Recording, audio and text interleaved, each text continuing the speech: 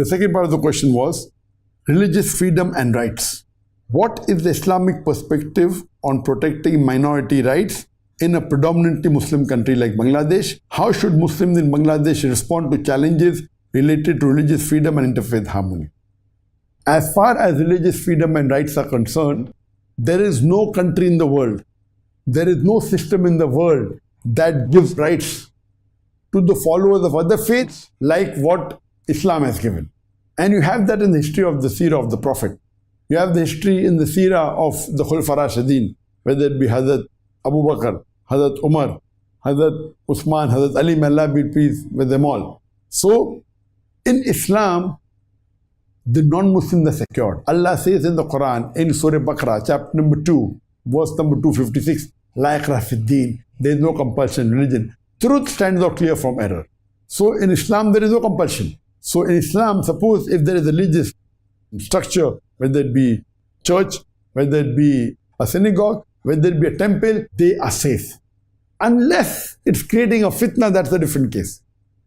If it's creating a fitna and then you have to remove it, different. But generally, in an Islamic state, if the existing temples and churches and synagogues, they are secured. You aren't allowed to attack it, you aren't allowed to destroy it. Unless it's creating a fitna, that's a different question. But generally, they are safe and they are secured. They should be protected. Similarly, in Bangladesh, following the Islamic principles, all the non-Muslim places of worship, they should be protected. They should be safe. They need not spend money protecting it. Yes, in Islamic country, you may not build new churches or new temples, but whatever is existing, they are protected. And you have several such examples. If you know the history of Salahuddin Ayyubi. Salahuddin Ayyubi, when he conquered Jerusalem, where it was under the clutches of the Christians, and he liberated it. And when he went there, the Christians, they knew that what atrocities they had done to the Muslims, how they fled the land. Now that they've come back to power, how will they treat us? They were afraid. And when they asked, how will they be treated? So the reply given by Salahuddin Ayyubi is, I am different. That they asked, will you take revenge? Will you teach us a lesson? So he said, I am Salahuddin Ayyubi. I am Salahuddin, you are safe from me.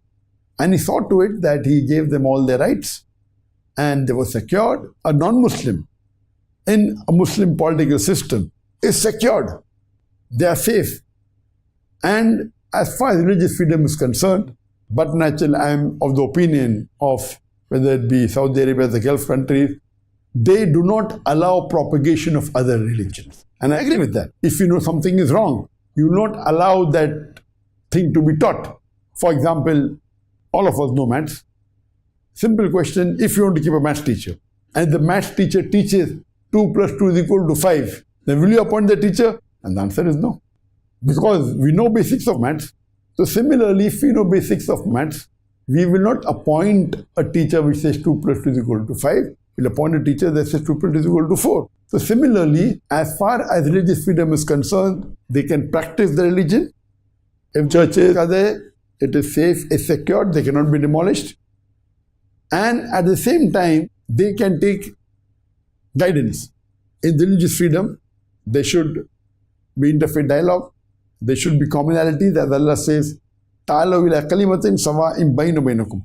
Come to common terms as with asainu, which is the first term, Allah na'budu illallah, that we worship none but Allah. So we should know that the main purpose of life is to worship Allah subhanahu wa ta'ala, and you see to it that as far as religious freedom is concerned, we give them the rights, but they cannot step on our toes.